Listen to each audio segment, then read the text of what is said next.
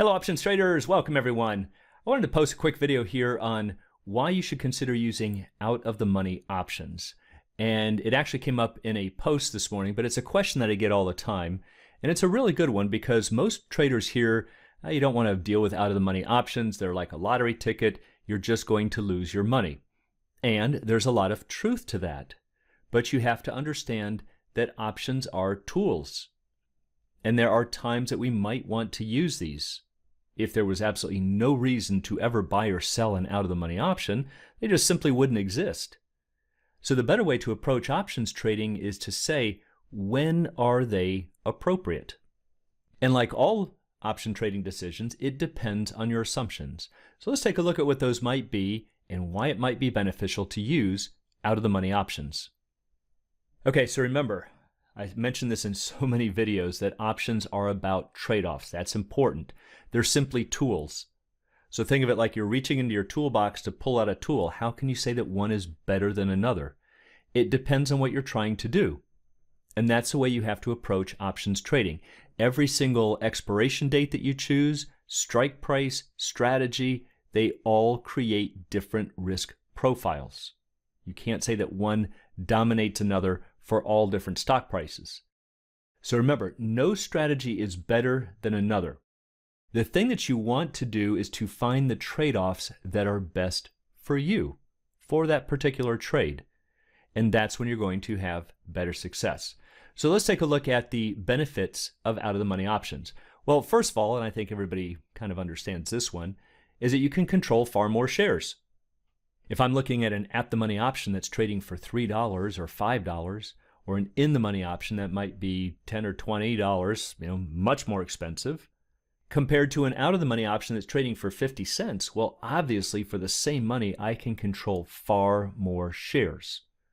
Or even for less money, I can still control far more shares. The problem is, I have a greater chance for it to expire worthless. But that doesn't necessarily mean it's bad. If that's part of your outlook, that we are looking for these conditions, which I'll cover in a moment, that would certainly warrant an out-of-the-money option, then this is something we have to live with. We have to understand they are low probability. So what's the benefit that we get, even far bigger than controlling more shares? It's kind of a hidden benefit, and that is that prices accelerate far more than for in the money or at the money.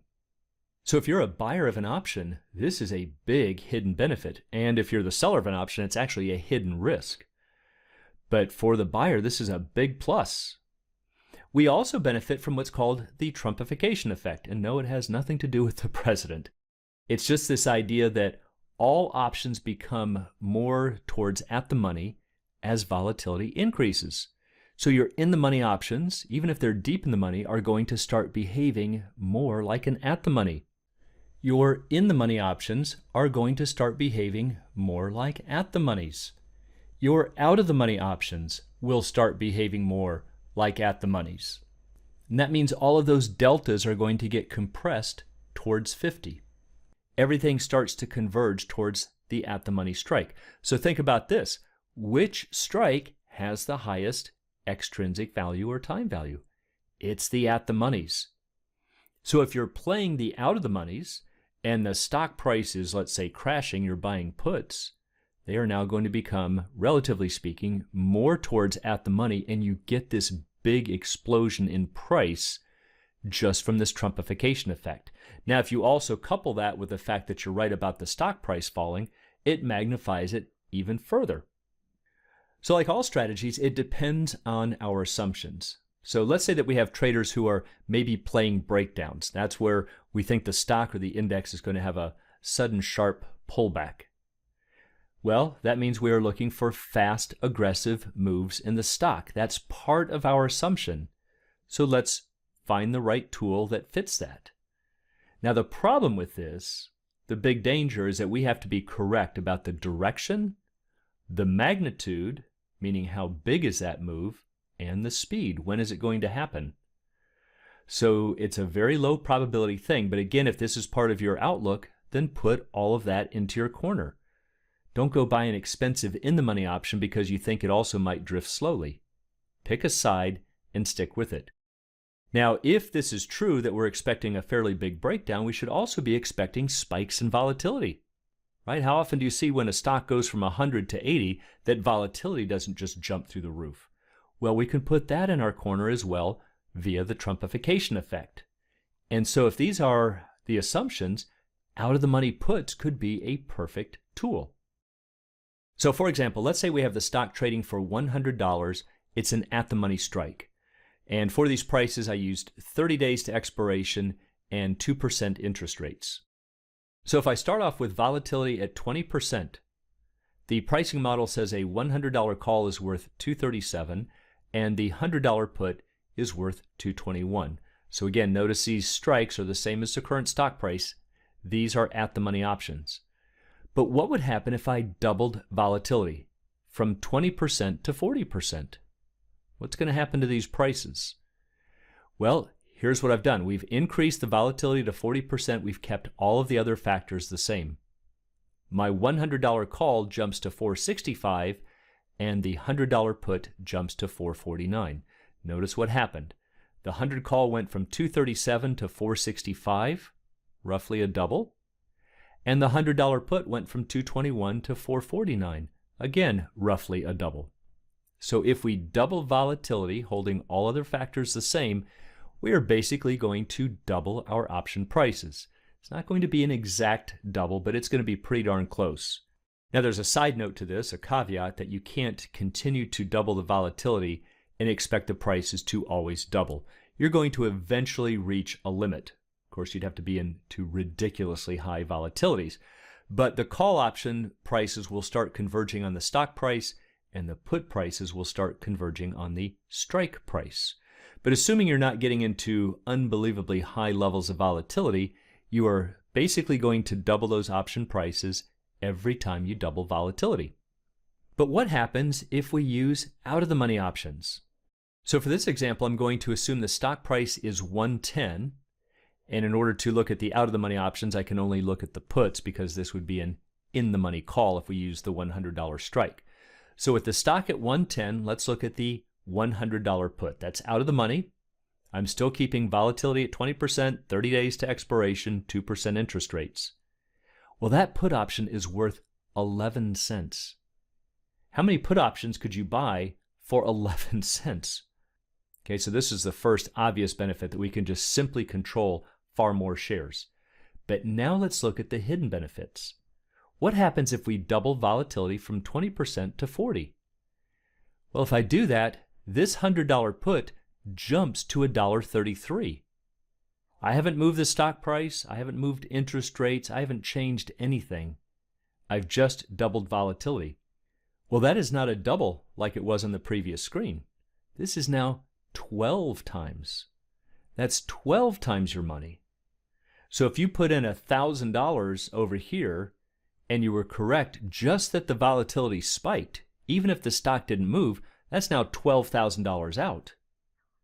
But let's say that you're also correct that the stock actually falls.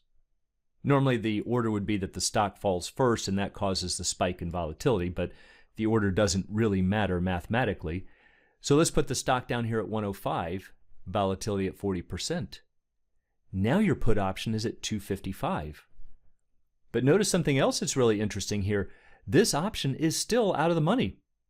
The stock went from 110 down to 105, and it's the $100 put.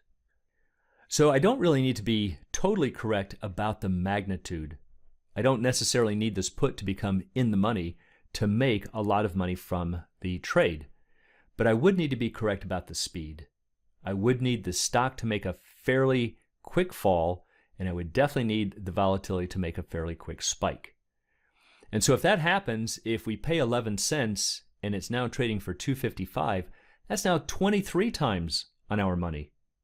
So again, if you put $1,000 in, that's now $23,000 out, and you didn't even have this option go in the money. So this right here is the big benefit of using the out-of-the-money options. Now, do we get big spikes like this in the markets? Oh yeah, check out the VIX. Here's the VIX from 1990 to 2019, and you can see we've had a lot of spikes. The average during this time has been right about, it's actually just a touch under 20%. The low is about 10. 10's really hard. Every once in a while we will dip below into single digits, but it doesn't last long. But the high was right here in 09, went up to about 80. So you can see that it's very spiky. We can sit flat for long periods of time and then get these massive spikes. And those are beautiful times for out of the money options. Let's take a little zoomed in look right around 2008, 2009. So here it's easier to see. Looks like September of 08 right here was trading at about 20. And by, let's call it November, maybe mid-November of 08, so just a matter of months later, was up to 80. So it went from 20 to 80, or fourfold in volatility in a fairly short time. So this whole idea kind of lends itself to some really interesting strategies, even for long-term investors. You can use a collar strategy, which I've talked about recently, sell off some calls, generate some money, take a little bit of that to buy these very deep out-of-the-money puts. And if you get these crashes, that trumpification and that spike from the volatility will come to your rescue and greatly offset those losses. But that's a discussion for a different day. I hope this at least gives you some insights into why you might want to consider using out-of-the-money options. And the answer is you must be expecting fast, aggressive moves. That's first. And if you're also expecting a spike in volatility, which normally comes from playing the downside, then that is just an added bonus. If you'd like to learn more about the arts and science of options trading, please check out the Alpha Trader course and strategy lab at optionsatoz.com. Also, please join us on the Facebook trading group Options A to Z, and you can find a link in the description below.